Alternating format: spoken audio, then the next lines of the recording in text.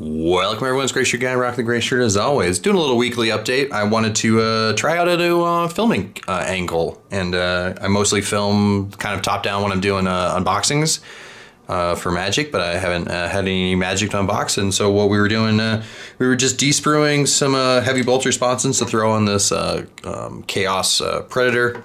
And so this is this is the third and last one, so we got a couple Chaos Predators. And so for these, I always, when I assemble them, I don't glue on the turret because I kind of like the turret being able to move around, and I don't glue on the heavy bolters yet. They're just held on by friction, and so that's what these pieces aren't glued on yet. I probably blue tack them on, but I plan on painting the sponson separately from the rest of the tank body when I end up getting around to painting it. Same with the head. But I got 3 of these, and they're all heavy bolter autocannon with Havoc launchers. And so I think they're gonna be kind of cool for my World Eater army. And so yeah, what have I been working on? What have I been building? So since last week, or since last video, I have assembled quite a bit of World Eaters. I'm not exactly sure what was in the last video, but I assembled. So since then, I've assembled 30 Khorne Berserkers. I've assembled 2 Spawn. All the a 5-man squad of Red Butcher Terminators with Lightning Claws, and then some regular cultists, which I think were in the last episode. But yeah, I finished all the Khorne Berserkers. That was a lot of work. Really hurt my hand. Like you spend a whole day just assembling 10 of them because there's so many sprue lines that you have to de-sprue. It's just like my hands were cramping up. And this is the knife that I mostly use to de-sprue. It's like a normal box cutter. You can take the blades out and swap them out, and they just, you know, they're super cheap, normal standard utility blades, but they're really sharp, so you gotta be really careful. And I prefer using this. I've tried like X-Acto knives and other stuff, and I just prefer using these. They're pretty fun, pretty sturdy. And I assembled this little bad boy, this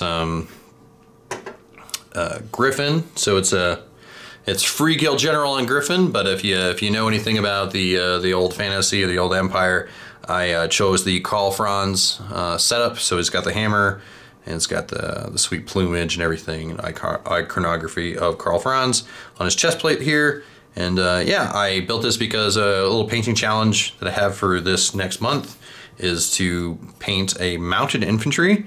And so my plan is to start painting him after I finish with the World Eaters army. And so I have this last Predator to build, and then I got 3 regular Rhinos to build, and then all the models for the World Eaters are done for the 2,000 point World Eater army. And then I was gonna prime this bad boy up and start painting him. My plan for the back half is like a Black Panther. I've seen a lot of pictures have him as like a tiger, or maybe a leopard, or like a cheetah. It's mostly tiger with tiger stripes. I've seen some as like a lion, where it's like a tannish, but I kind of wanted to go for like the blackish fur. And if you've never seen, I watched a video about how to like make a black fur, and one of the videos I watched was you make a black fur and then you add a light grayish blue to it, and then you just keep kind of building up the grayish blue from there. And probably sand this part down. There's a little bit of it's paint, but it'll be fine. Yeah, so you build a grayish blue, but I've seen my my all black cat sitting in the sun, and I noticed that when they have direct sunlight on them and like a blue filter is off, it's actually more of like a chestnut brown. And so I was going to mix, I was going to highlight with a brown. So I was going to use a black base, probably Abaddon black, and then I was going to add probably some Rhinox hide to it, or some Catachan flesh tone probably, to like slowly build up the brown tone. I wasn't going to go too brown with it, but I wanted to add like a warmer. There's also kind of a reddish tinge to it, so I thought maybe I could add a little drop of Khorne red into it to try to like add a little bit of red to the brown. But I think it'll look pretty cool for the back. Mostly black, but with a little bit of highlights for the reddish color. And the wings, I'm not sure. I might do the wings. I might just do them as like a black up top, and then like a lighter tan, or like an off beige or something coming off the side to kind of match the color scheme of the army. I could do a red. I could actually do red wings, like for these big chunky wings right here, make them red, or kind of keep the red up to the front. The talons, I'm not exactly sure what color. I'm not sure exactly what colors I'm gonna use for those, but I know the back is gonna be black, and so I'll have to figure out some sort of contrast for the front. But because the plate armor is green on the ones I use, the face plate will be green, this will be green, the back part. A lot of this will have like a green to it.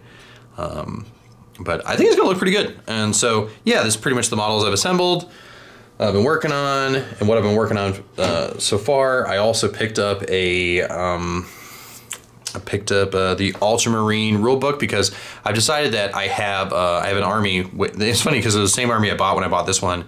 It is, I bought Primaris only Howling Griffons, and so it's got a bunch of cool stuff in it.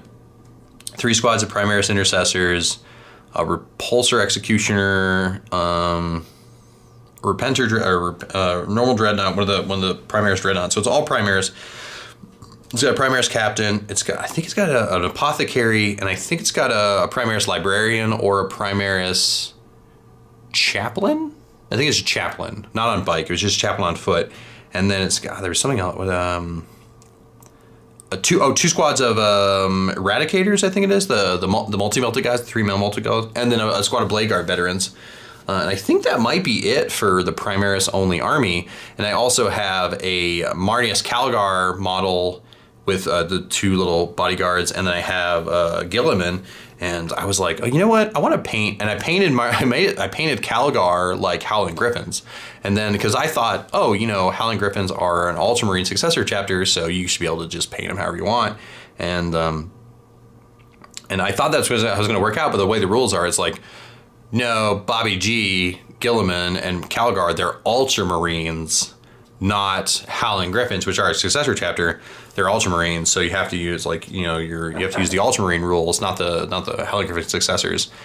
And I was like, oh, well, so I decided, like, I was like, you know what, I'm just gonna paint everything Howling Griffons, and like, so Gilliman and Kalgar and everybody, they'll all be Howling Griffons, and I'm just gonna take them, like, whenever I play with them, I'm just gonna be like, yeah, these guys are Ultramarines.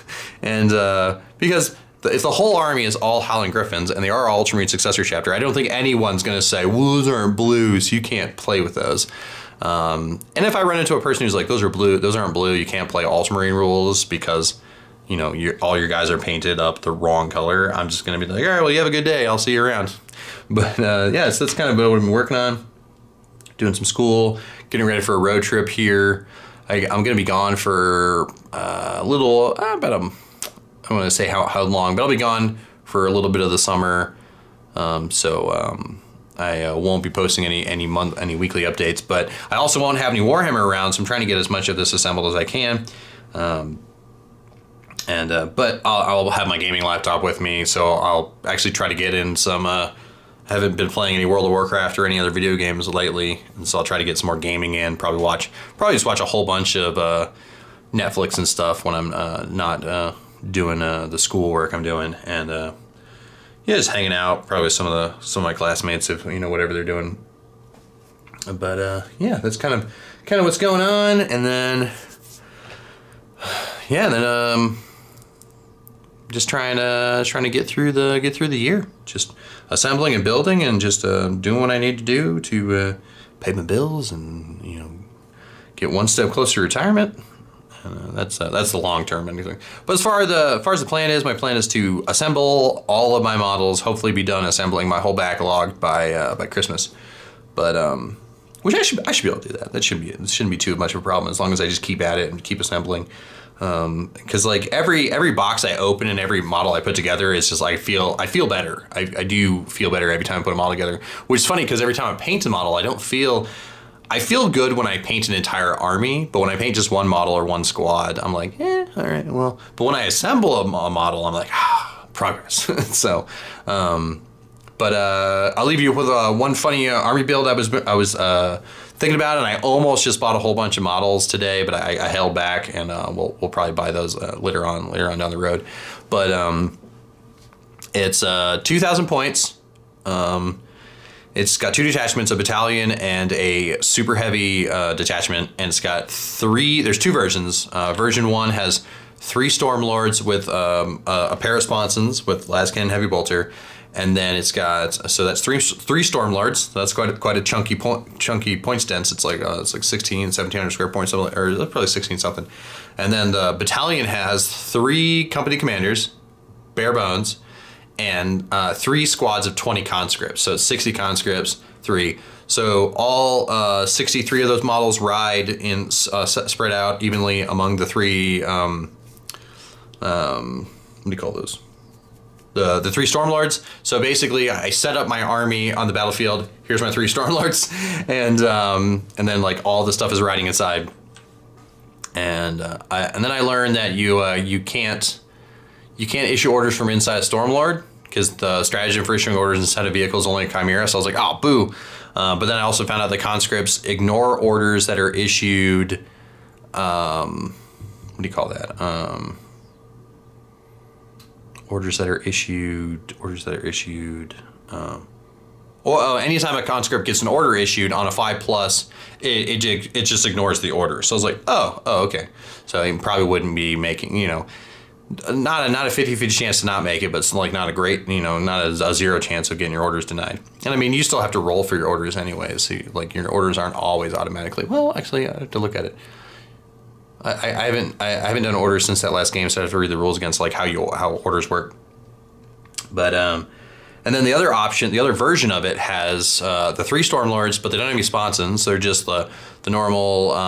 They come with the 2 heavy bolter cannons on the front. They come with the Vulcan main battle cannon, and then they come with, I think, a heavy stubber sponson or 2 heavy stubber sponsons, 1 or 2. No, so yeah, Stormlord comes with 2 because they're on the sides, and then so there's 3 of those, and then there's 3 infantry squads, regular base infantry. I think I had Mordian Iron Guard as the army, just because I was like, I don't have a Mordian Iron Guard army, and I think it'd be kind of funny. So 3 infantry squads for the battalion side, and they take each squad has a las cannon and a plasma gun, because they're going to be riding around in the back of the Stormlord. And the Stormlord says up to 20 models can shoot from it. It doesn't say what they have to shoot.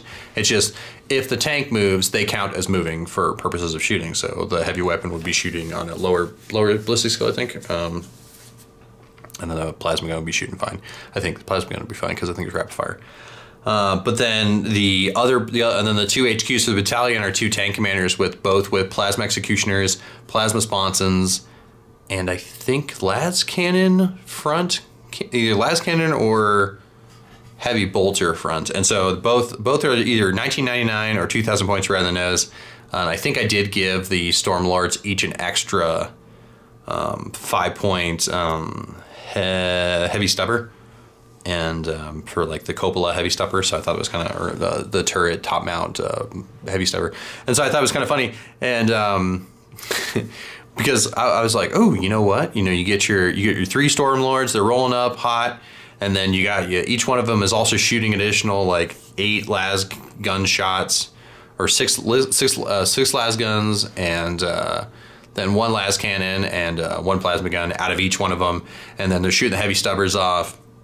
And you got 2 tank commanders coming along the sides with their plasma guns. I thought it was just like, it was the funniest idea for a list. And so I almost bought all the models for it. And I was like, oh geez, this army, like, cause I was going to get the infantry squads from Victoria Miniatures, cause I like the iron, their count as Iron Guard guys. And I was like, oh man, so that's going to be $150 worth for 3 infantry squads, because it's like $49.99 for infantry squads. So there's that, and then for an artillery squad because I need to get the heavy weapons. So I think it's an additional $50 for the heavy weapon team, and then if you want to use the heavy weapon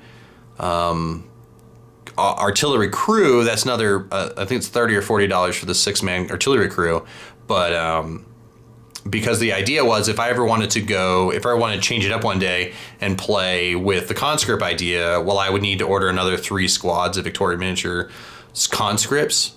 So I think it would be pretty funny, and maybe it's one of those like meme armies that I'll build after I'm finished building all these other ones. But yeah, that's pretty much what's going on with the hobby today.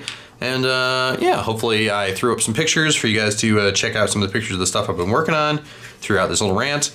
And well, I hope you guys have a good summer. a good week, and we'll see how far along we get. Maybe we'll show you a painting on that Griffon. Is it Griffon? Yeah, the Free Guild General on Griffon, or Karl Franz. We'll because I'm not going to use Karl Franz's signature colors. It's a color scheme I made up. But yeah, we'll see you around. Have a good one. Goodbye.